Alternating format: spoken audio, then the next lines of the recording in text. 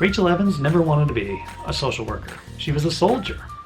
And social workers were a bunch of child nappers encased in a prison of gray, popcorn-textured walls with motivational cat posters clinging onto the uneven surfaces. Later, she would find that social work was more than a bunch of baby poachers. It was an opportunity for her to give back to the community she loved. The catalyst for this major mind change was the suicide of one of her own soldiers. Because of this, Rachel would become the unthinkable. She would become a social worker for the United States military. And now, Social Work 1010 Group 5 is proud to present the boring stuff. Thanks to Ahmed for tackling this very dry but important information. Let's get into it. I'm going to read it off the paper. It's how we do. Here we go.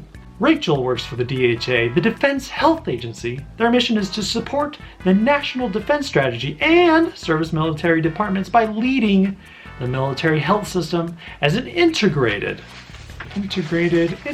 highly reliable system of medical training readiness and health.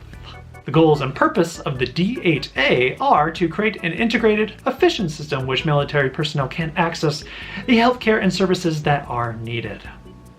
As one unit serving all branches of the military, the intention is to create conformity and an elevated service through the centralized system. Essentially, the DHA wants to have a monopoly on good vibes. Imagine Disney, but somehow less evil. We continue. The Defense Health Agency supports the Army, the Navy, the Air Force through the medical services of both in wartime and in peace. The DHA is the medical care delivery arm of the military health system and provides support so that military personnel have the benefits of both military and civilian professionals through more than 400 clinics. We're almost done. And hospitals around the world. With 9.6 million beneficiaries, the goal is to create an efficient system with high levels of clinical outcome. Yeah, it's all very standard military fare, and that is the DHA NC. Thank you, Ahmed. We did it. We all got through it together. Now let's talk ethics. As a military social worker, you're working for 3 clients in tandem. Those being the soldier, the unit, and the army itself. Essentially, every client is the 3-headed giant from Monty Python and the Holy Grail. In that case, I shall have to kill you. Shall I? Oh, I don't think so. What do I think? I think kill him. Oh, let's be nice to him. Oh, shut up. And you. Oh, quick, get the sword out. I want to cut his head off. Oh, cut your own head off. As you can imagine, this monstrous amalgamation isn't easy to please, with each having their own individual needs and wants from the social worker. For example, a client may be feeling suicidal and has communicated as much to the social worker. The social worker must then communicate his suicidal feelings to his commanding officer, as well as the army at large. Imagine with me for a second, John.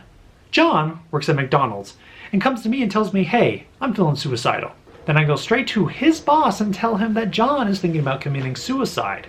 Once I do that, I report John's intentions to commit suicide to Ronald McDonald himself, the CEO of McDonald's. Who are we kidding?